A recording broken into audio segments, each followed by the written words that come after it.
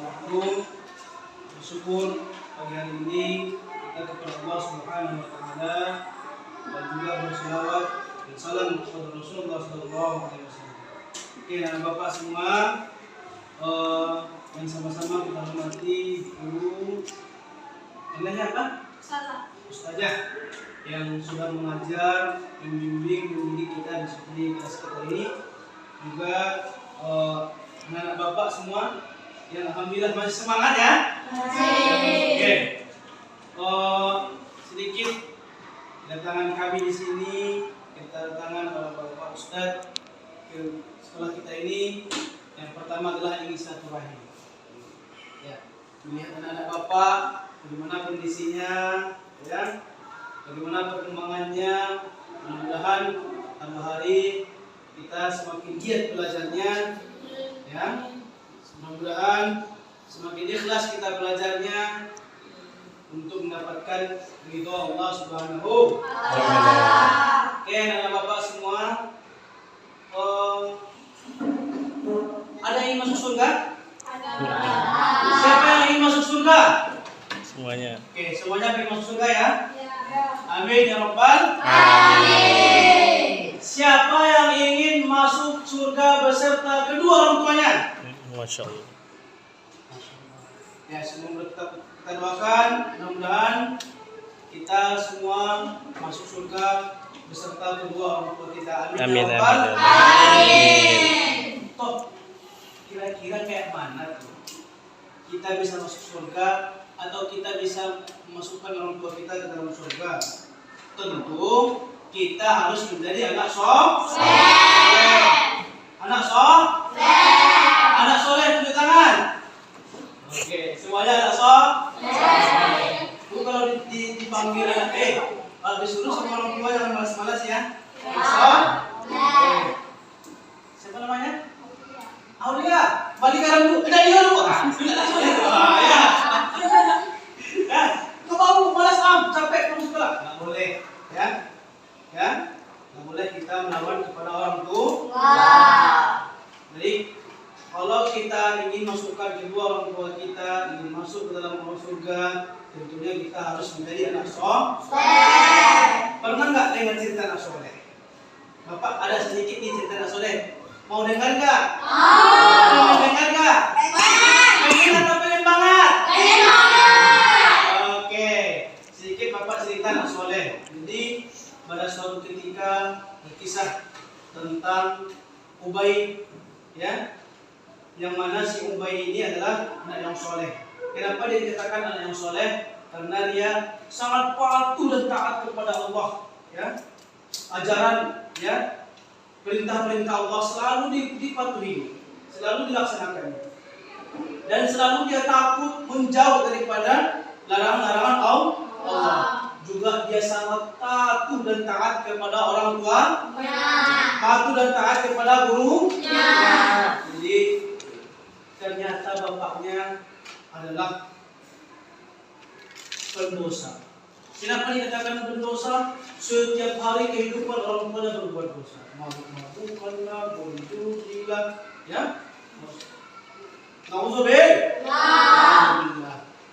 Karena begitu banyaknya dosa orang tuanya, tidak memungkinkan lagi untuk masuk surga.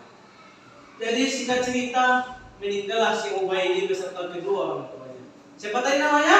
Ubay. Ya, si Ubay meninggal beserta kedua orang tuanya. Pas ditimbang amal kebaikannya, ya, ternyata si Ubay lebih berat amal solehnya daripada dosanya. Kalau amal soleh lebih berat daripada dosa, berarti masuk surga. Terus ditimbanglah amal kebaikan kedua orang tua si Ubay. Ternyata dosanya lebih berat daripada amal soleh. Amal solehnya. Kalau dosanya lebih berat daripada amal soleh, berarti masuk neraka. Lalu malaikat memerintahkan, ya Ubay, ya, wahai Ubay, ahli ibadah, masuklah engkau masuk ke dalam surga. Lalu Ubay menolak. Kenapa kira-kira? Karena orang tuanya tidak masuk surga. Saya tak mau surga, kata si Ubay. aneh nih kata malaikat. Ya, nggak mau masuk surga. Kenapa? Ternyata dia ingin masuk surga beserta kedua orang tuanya. Mengadulah malaikat, wahai Allah, ini hambamu si Ubay yang mau masuk surga katanya. Lalu apa kata Allah? Turutilah keinginannya. Wahai malaikatku, turuti keinginan si Ubay. Sesungguhnya dia adalah hamba yang sangat soleh, yang taat dengan ibadah, taat dengan perintah. Turutilah apa keinginannya, kata Allah. Lalu dicarilah turun si Ubay ke dalam neraka. Dia terbakar enggak? Enggak. Kenapa? Karena dia anak soleh. Dicari orang tuanya dalam neraka. Diangkatkan, ditarik, baru dimandikannya, baru dia masuklah dia beserta kedua orang tuanya ke dalam surga. Jadi salah satu cara kita ya ingin menjadi anak soleh, tentunya kita harus memperdalam ilmu agama. Cara memperdalam ilmu agama gimana? Kita masuk pondok pesantren. Sedang sosialisasi. Nah, alhamdulillah di Perawang ini Belum sedang. Di tempat kita ini, Iya. di wilayah kita ini ada pondok pesantren di Kilo 8 namanya Pondok Pesantren yang ada tuh. Oh ini, Ustaz, apa sih keuntungan kita masuk pondok pesantren? Katanya anak pondok itu membosankan loh. Siapa bilang? Nah, ya kan? Siapa bilang? Kita masuk pondok pesantren banyak sekali keuntungan kita dibanding sekolah umum. Apa yang pertama? Di pondok pesantren kita diajari tata bahasa. Maksudnya gimana, Ustaz? Kita bisa belajar bahasa ya. Ma ismuka? Nah, kan ada tulisan kan? Min aina anta? Ya. Min aina tasqulu? Ana tasqulu? Nah, kan? Atau nanti kita belajar bahasa Inggris. What's your name? My name is? Where do you come from? Perawang. Where do you come from? Perawang. Jadi di pondok pesantren yang ada di Tolibin nanti kita lebih belajar mendalam tentang bahasa. Ya, baik dia bahasa Indonesia maupun bahasa Arab ataupun bahasa Inggris. Belajar umum ada nggak? Ada belajar, cuman tidak mendalam pelajarannya, artinya nggak dipraktekin. Orang pun belajar bahasa Arab nggak? Belajar bahasa Arab. Orang pun belajar bahasa Inggris, tapi tidak dipraktekkan. Nanti kita dipraktekkan, ya. Jadi sehari kita itu nanti belajar berbicara dengan bahasa Arab dan bahasa Inggris. Kalian nggak tahu? Yang kedua, apa sih Ustaz keuntungan kita masuk pondok pesantren? Saya sebenarnya ingin masuk Ustaz, tapi saya bingung loh. Keuntungan kita yang kedua di pondok pesantren itu kita diajarkan metode belajar bisa membaca kitab-kitab karangan ulama kita terlebih dahulu. Apa metodenya? Belajar nahwu sorof. Kalau kita belajar nanti nahwu sorof, cara mengartikannya, cara membariskannya, nanti kita bisa belajar sendiri, baca sendiri kitab-kitab ulama kita terlebih dahulu, ya. Kalau anak umum bisa nggak dia membaca kitab, belajar pakai bahasa kita? Enggak. Sedangkan metode kita beribadah harus diikuti ulama-ulama kita dengan cara banyak membaca karangan ulama kita. Misalkan contoh kitab fikih atau kitab-kitab mantik atau nanti kitab-kitab yang lain ya tentang ibadah-ibadah ya, atau kitab akhlak nanti ada, atau kitab-kitab tauhid. Itu kalau kita nggak belajar nahwu sorof nggak bisa kita bacanya, orang umum nggak bisa baca. Nah, itulah keunggulan kita dibanding sekolah-sekolah lain.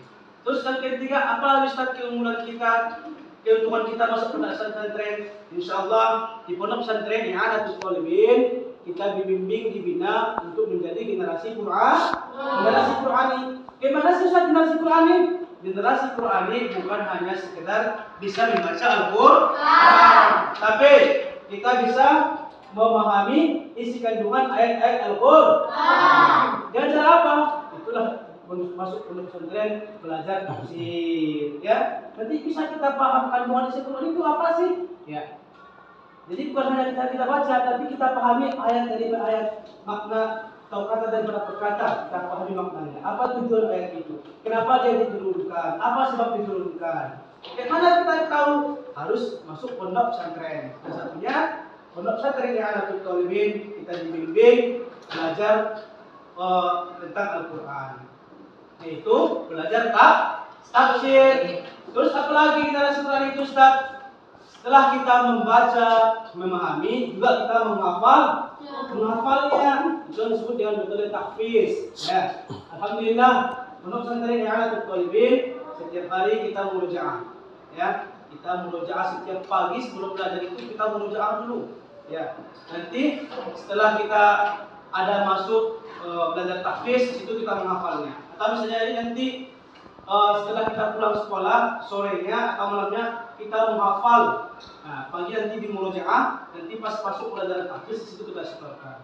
Artinya kita alhamdulillah itulah keunggulan kita dibanding sekolah lain. Kita apa tadi yang pertama? Bisa tata bahasa Arab dan bahasa Inggris. Yang kedua belajar kitab. Yang ketiga yaitu ada metode generasi Qur'ani. Insyaallah. Ustaz, katanya kalau di pondok pesantren itu membosankan, ngaji aja terus, belajar aja terus. Enggak. Kenapa? Bagi anak-anak Ustaz nih yang hobi nanti olahraga, ya, ada takraw-nya, ada futsalnya, ada badmintonnya, ya. Ada badminton juga ada. Ustaz, saya nggak suka itu, saya sukanya cuma tenis. Tenis kan juga ada, ya. Kalau perempuan bisa memasak. Yang perempuan udah bisa masak belum? Masak air. Masak telur dadar bisa? Nasi goreng? Habis tadi, kenapa nanti misalkan bapak nasi goreng? Ya, jadi yang hobi memasak nanti kita masih dipelajari di sana untuk bagaimana pendalaman memasak. Ustaz, saya nggak suka masak-masak kayak gitu, Ustaz, sama sambal tuh. Saya suka masak-masak kue. Ada juga masak-masak kue. Ya, jadi yang untuk perempuan ada tata boganya, memasak, ada juga latihan menjahit atau latihan menyulam. Kan sama tuh menjahit dan menyulam. Cuman kalau untuk menjahit dia berfokusnya kepada pakaian, ya kan?